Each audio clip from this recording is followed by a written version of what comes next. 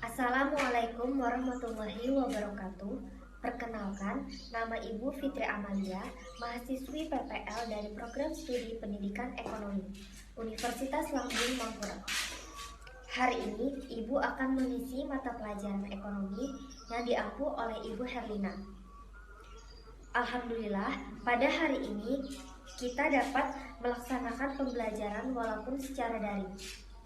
Sebelum memulai pembelajaran, alangkah lebih baiknya kita berdoa terlebih dahulu menurut agama dan kepercayaan masing-masing. Nah, langsung saja materi kita hari ini yaitu membahas tentang elastisitas dan pasar. Sebelumnya Ibu mau nanya, ada yang tahu apa itu elastisitas? Nah, Ibu akan menjelaskan apa itu elastisitas. Elastisitas dapat diartikan sebagai tingkat kepekaan perubahan kuantitas suatu barang yang disebabkan oleh adanya perubahan faktor-faktor lain. Selanjutnya yaitu macam-macam elastisitas.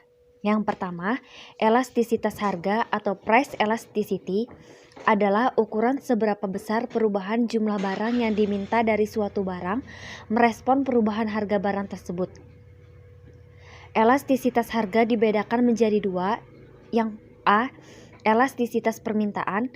Elastisitas permintaan atau elasticity of demand adalah pengaruh perubahan harga terhadap besar kecilnya jumlah barang yang diminta.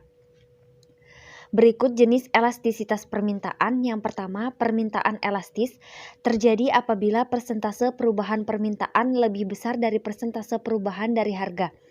Yang kedua, permintaan inelastis terjadi apabila persentase perubahan permintaan lebih kecil dari persentase perubahan dari harga. Yang ketiga, permintaan inelastis sempurna terjadi jika perubahan harga sebesar berapapun tidak akan menyebabkan perubahan yang diminta.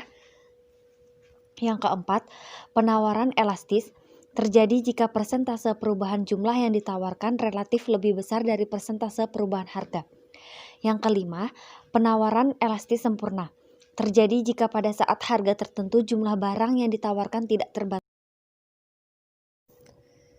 Selanjutnya yang B, elastisitas penawaran adalah perbandingan persentase perubahan kuantitas barang yang ditawarkan dengan persentase perubahan harga barang itu sendiri. Besar kecilnya elastisitas penawaran diukur dengan tingkat koefisien elastisitas penawaran. Jenis-jenis elastisitas penawaran. Yang pertama, penawaran inelastis sempurna atau IS sama dengan 0 terjadi jika tidak ada perubahan jumlah yang ditawarkan meskipun ada perubahan harga, atau QS sama dengan 0 meskipun P ada.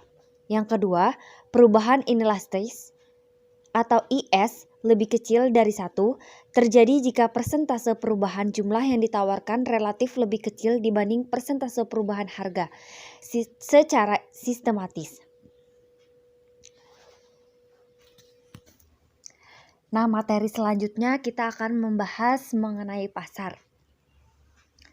Jadi di sini pengertian pasar yaitu merupakan sebuah tempat bertemunya pembeli dengan penjual guna melakukan transaksi ekonomi, yaitu untuk menjual atau membeli suatu barang dan jasa atau sumber daya ekonomi dan berbagai faktor produksi yang lainnya.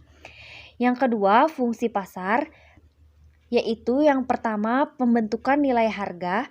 Pasar berfungsi sebagai pembentukan harga atau nilai karena pasar merupakan tempat bertemunya penjual dan pembeli yang kemudian saling menawar dan akhirnya membuat kesepakatan suatu harga.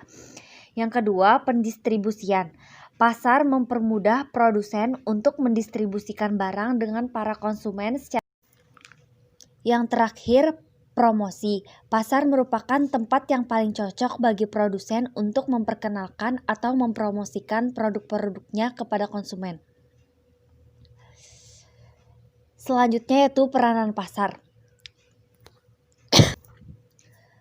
Peranan pasar untuk produsen untuk memperkenalkan atau mempromosikan produk atau barang, menjual hasil produksi, dan sebagai tempat untuk memperoleh bahan produksi. Yang B, peranan pasar untuk konsumen, memudahkan konsumen untuk mendapatkan barang-barang yang dibutuhkan. Yang ketiga, peranan pasar untuk sumber daya manusia, yaitu membantu mengurangi jumlah pengangguran karena banyaknya dibutuhkan tenaga kerja yang dibutuhkan di pasar.